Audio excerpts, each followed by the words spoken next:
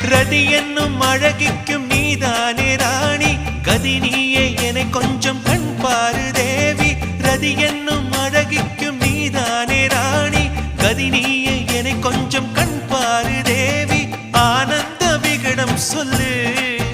என்னை பேரின்ப நதியில் தள்ளு ஆனந்த விகடம் சொல்லு என்னை பேரின்ப நதியில் தள்ளு